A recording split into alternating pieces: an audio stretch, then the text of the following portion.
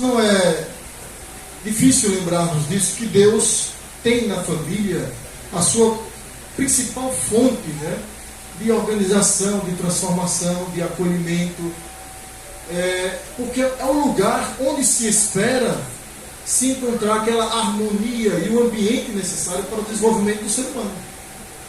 E muitas necessidades acontecem no seio familiar. Nós temos um exemplo. Você pode passar agora. Eu ia passar por aqui no meu celular, né? Mas não temos. Nós temos, por exemplo, né? Vou até sair um pouco do ângulo de quem está aqui desse lado. A saúde cardíaca, né? Saúde física, a saúde do ser humano. São vários elementos que trazem saúde, que nós devemos dar atenção, ter cuidado, né? Cuidar da saúde do corpo, saúde física, é importante, é necessário, é um dever de todos. Quem esculacha com o corpo, quem vai se desorganizando, deteriorando a saúde, vai colhendo os resultados disso. De tantos elementos que existem para cuidar do corpo, 3 deles são citados como pilares, né? Fundamentos, que é o cuidado com a alimentação, né? Uma alimentação saudável, a atividade física, né? Outro pilar, e o sono, né? O descanso. Esses 3, quando bem trabalhados, são os 3 elementos mínimos para produzir saúde. Esse é o básico que cada um de nós devemos dar atenção, né? Ter cuidado, para podermos ter o mínimo de saúde, né? Nós precisamos, esta máquina complexa precisa ter saúde. Então, não é à toa que devemos ter cuidado com a nossa alimentação, né?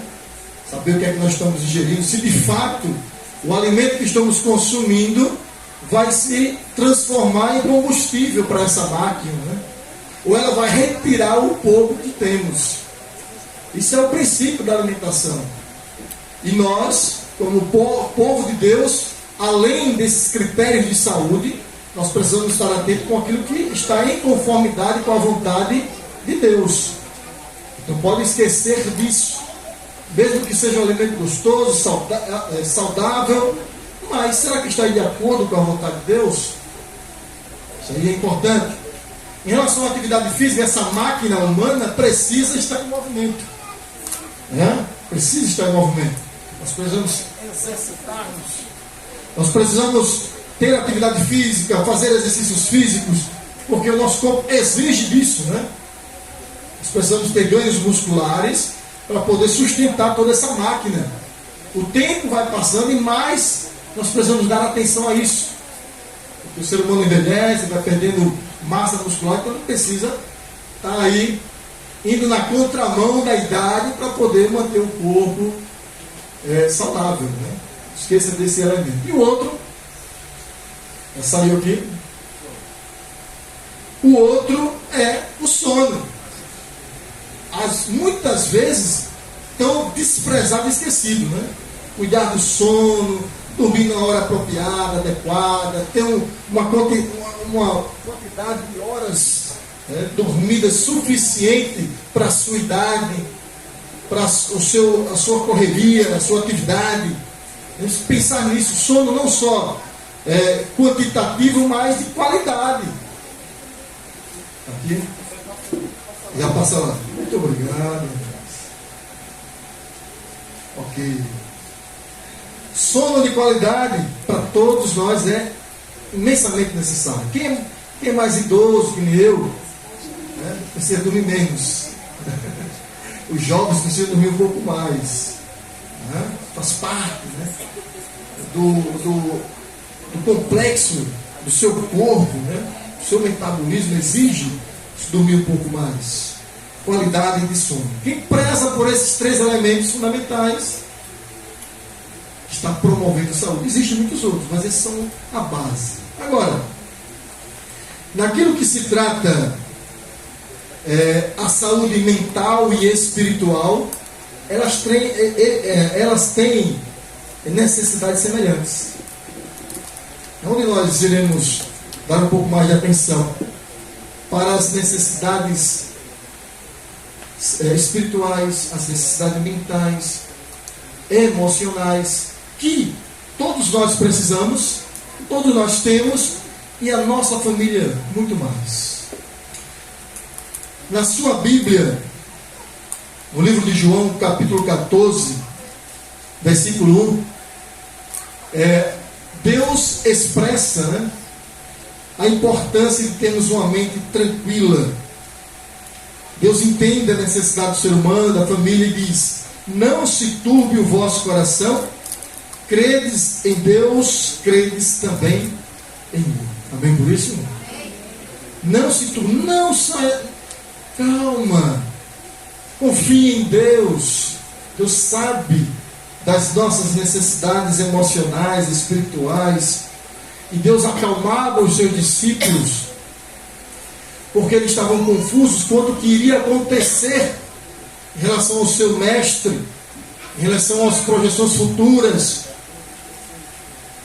Calma.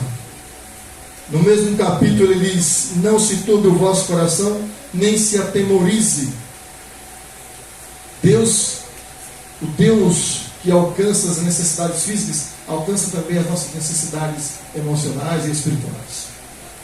Queridos, de modo semelhante, nós devemos também nos alimentarmos, assim como essa máquina física, a máquina emocional e espiritual, precisa de bom alimento. E quem cuida das suas necessidades espirituais e emocionais promove boa alimentação para ela. E o prato principal é a palavra de Deus. Não só tem isso, existem outros micronutrientes para podermos nos alimentarmos também. Mas o prato principal é a palavra de Deus. É onde nós devemos nos banquetear. Palavra de Deus, irmãos. Quem cuida das suas necessidades, da sua saúde emocional, tem na palavra de Deus o seu maior alimento. Mas não é só ele, mas o principal é aquilo, a palavra do Senhor. Quando o corpo precisa de exercício, de atividade física, a mente também precisa. As nossas emoções precisam estar em atividade, em movimento, em ação, e não ficarem inerte, estagnada, não, ação. Por isso, a família precisa também desenvolver ações, atividades juntos para desenvolver, para sanar as suas necessidades emocionais. Então, é movimento. A família pode promover no seio familiar ações, atividades que tragam saúde emocional. A família que trabalha na igreja, que se movimenta, se atividade. A família que passeia junto, que vai ao piquenique, como foi citado aqui. Isso é a atividade física da emoção. Isso é o cuidado, você está suprindo necessidades básicas para a construção de uma família emocionalmente equilibrada. Então, nada de ficar parado. Vamos pensar, ouvir, consultar, procurar saber mais ainda. Ninguém aqui nasceu sabendo. Tudo nós podemos aprender, basta querer. Deus se dispõe a abrir todo o conhecimento necessário para crescermos como pessoa e como família. A outra necessidade física, que era o descanso, também existe dentro do aspecto emocional e espiritual. Descansar no Senhor, desenvolvimento de fé, tranquilidade, confiança na direção e nos cuidados de Deus. Desenvolver isso no seio familiar, promovendo a paz, a oração, a junção por objetivos comuns, compartilhando de necessidades específicas de cada integrante da família. apresentando as suas queixas, as suas necessidades especiais, para que isso seja trabalhado em comum, seja a oração faça parte do dia a dia da família, para que eles possam descansar seguramente nas mãos do Senhor, confiando. É desenvolvimento de fé e confiança em Deus. Isso é o descanso, repousar no Senhor. Esses são os aspectos, irmãos, que fazem com que os males que circundam o mundo, e a família em especial, porque é alvo do diabo, do inimigo de nossas almas, não caiam em tantas problemáticas que minam a saúde familiar, tantos problemas emocionais e espirituais, medo, solidão, ansiedade, angústias, incerteza, tristeza, desânimos, preocupações, estresse, tudo para poder minar a saúde emocional, a saúde espiritual, a saúde física da família. A gente tem que estar com os olhos abertos, atentos, para perceber a distância quando isso está começando a acontecer. Nós precisamos não só mantermos uma conexão íntima com Deus para percebermos o mal à distância, mas procurar no mundo também, no mundo secular, o ensino, o aprendizado, a capacitação para poder perceber a dor daquele que está próximo de você, as suas necessidades, as suas carências, as suas angústias. Ninguém nasce sabendo, irmãos, nós temos o dever, principalmente aqueles que conduzem o lar, pai, a mãe, né? Marido, a esposa, o casal, ou não, mas aquele que é o responsável, né? O sacerdote, de aprender como entrar no universo de cada integrante da sua família. É um dever do marido entender o universo feminino para poder alcançá-la, para poder cuidá-la das suas necessidades, das suas carências. É um dever. É um dever da mulher também conhecer o universo masculino, para poder também alcançá-lo, porque também ele tem necessidades emocionais, espirituais, que precisam ser cuidadas.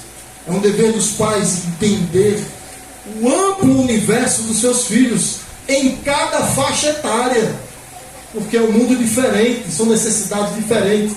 Precisamos procurar conhecer, estudar, aprender, ouvir, para poder apresentar para aqueles que estão sob os nossos cuidados um alimento saudável, que possa construir um caráter firme, forte, e não fragilizado por tantos problemas sociais, emocionais, espirituais que a sociedade é assolada.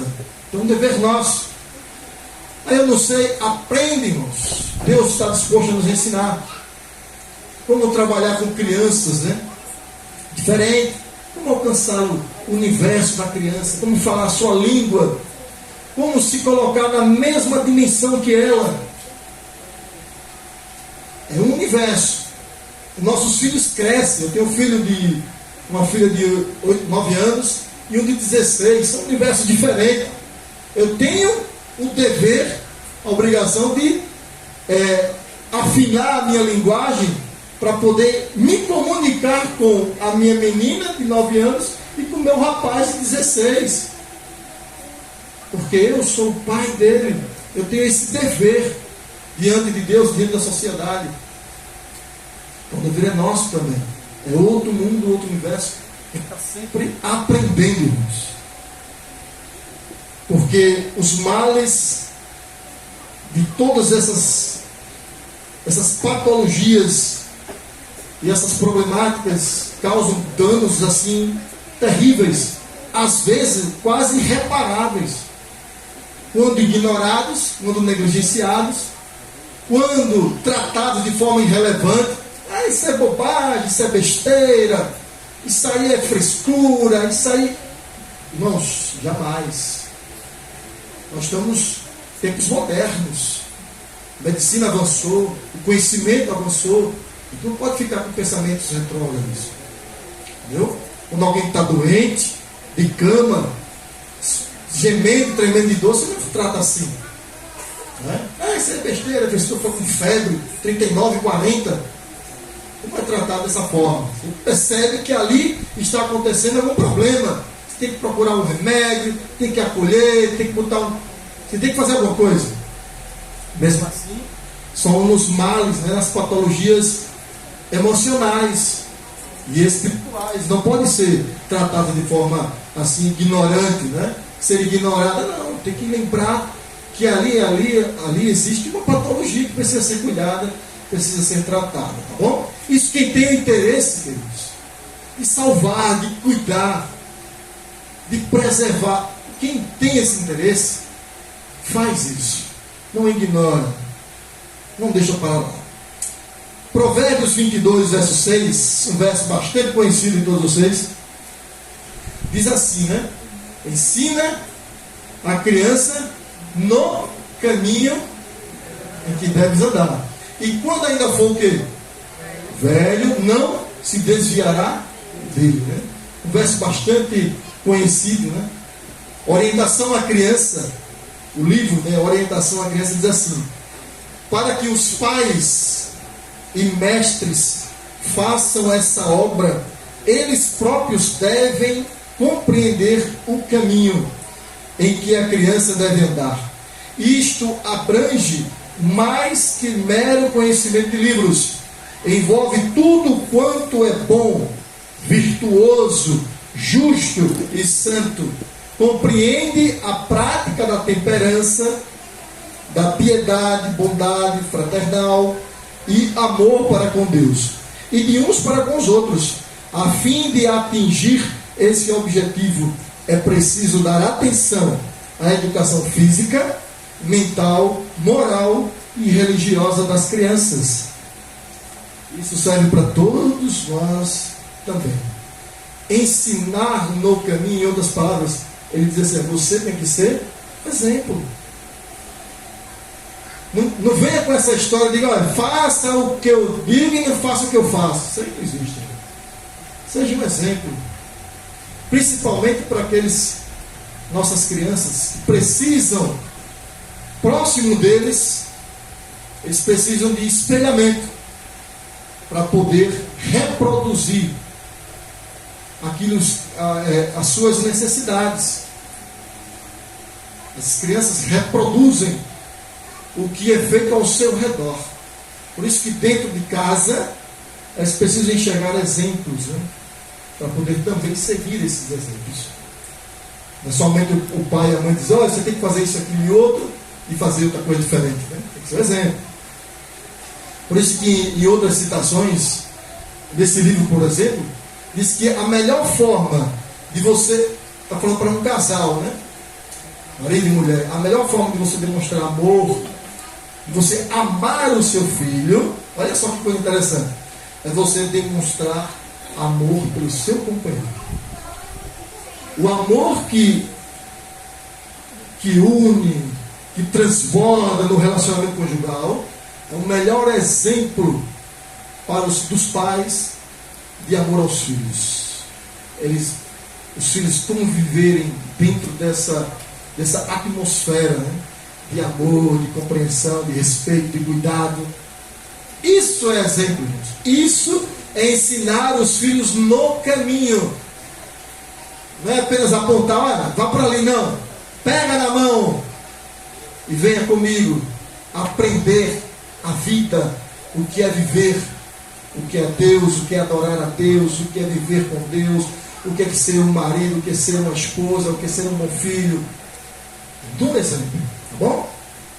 Eu sei que não é fácil, ninguém está dizendo aqui que é fácil, mas esse é o nosso objetivo, irmãos, o nosso propósito. E Deus é que nos dá condições de fazermos cada uma dessas recomendações, porque é Ele que pede. Nunca esqueça, Deus nunca nos pede alguma coisa que nós não podemos fazer. Não confunda Deus com um tirano. Um tirano é que pede coisas que você nunca vai fazer. porque Ele quer ver o teu mal, porque Ele quer a tua desgraça. Deus só nos pega aquilo que está dentro das nossas capacidades. E Deus é justo, é bom e amoroso. Queridos, esta outra citação está no Lar Adventista, no livro Lar Adventista. Diz assim: o mais agradável símbolo do céu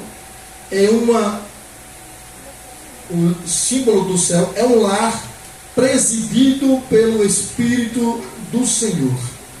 Se a vontade de Deus é cumprida, o marido e a esposa se respeitarão mutuamente e cultivarão o amor e a confiança. Amém por isso? Amém. Amor e confiança tão necessário para os relacionamentos. O lar guiado pelo Espírito de Deus, onde habita a presença de Deus. Por isso, não existem outros métodos. A presença de Deus no lar é o fundamental. Cultivar o altar do Senhor na família é fundamental. Não é só para agora, mas para os dias futuros. Você sabe que dias futuros virão dias em que o amor esfriará de quase todos. Isso já foi anunciado. O amor que hoje um pai, uma mãe sente pelos seus filhos, se não estiver Deus, Jesus, a sua palavra como o centro desse relacionamento, isso vai acabar. Lembre-se disso, irmãos. O amor do marido e a mulher, pense como se amam. Se o centro não for Deus, vai acabar. Porque Deus é a fonte real de todo amor. Então, se os relacionamentos não se centralizarem em Deus, logo esse sentimento vai acabar. E sabe o que vai acontecer? Todos nós sabemos disso. Pais entregarão seus filhos à morte. Filhos entregarão seus pais à morte. Marido entregará suas esposas à morte. Mulheres também. Relacionamentos que não foram centralizados em Deus. Esse será o resultado. E aí nós temos uma prova disso. Lembra-se de Adão? Adão firme no Senhor. Buscava a Deus, estava com Deus, andava com Deus. Lembra-se de Adão? Adão, quando percebeu que Eva tinha transgredido as orientações de Deus, ele sabia qual era o resultado. Ele iria morrer. Ele ia perder a sua mulher amada. Aí Adão vai e diz assim: Senhor, seus pensamentos, não posso perdê-la. Eu vou comer também do fruto proibido. Morre nós dois. Não morre nenhum. Adão, por amor a Eva, ele se voltou contra o seu Criador. Irmãos. O amor dele por aquela mulher era tamanho que ele se voltou contra o Criador. Mas lembre-se do que eu falei antes disso. Amores sem Cristo centrado está fadado ao fracasso. Tá bom? Foi o que aconteceu pouco tempo depois. Quando os dois se viram nus, transgrediam a palavra de Deus, fugiram para se esconder. E quando Deus o encontra, diz: Adão, foi o que houve? Foi o que aconteceu? Palavras parafraseando, né? Foi o que aconteceu? Senhor, foi a mulher que tu me deu. A culpa foi dela. Se tiver que matar, mata ela. Porque eu não tenho nada a ver com isso. Cadê o amor agora? Está vendo, irmãos? Porque perdeu a centralidade da palavra. Por isso, cultivar, irmãos, em nosso lar, a palavra de Deus, Jesus, o alimento espiritual, para poder a harmonia permanecer, perdurar. Esse é o desejo de Deus para todos nós. Porque Ele quer ver famílias unidas, harmônicas, que têm as suas dificuldades, mas enxergando, encarando elas de frente, se unindo um ao outro para enfrentar o problema de um. Juntam-se. Vamos lá, vamos enfrentar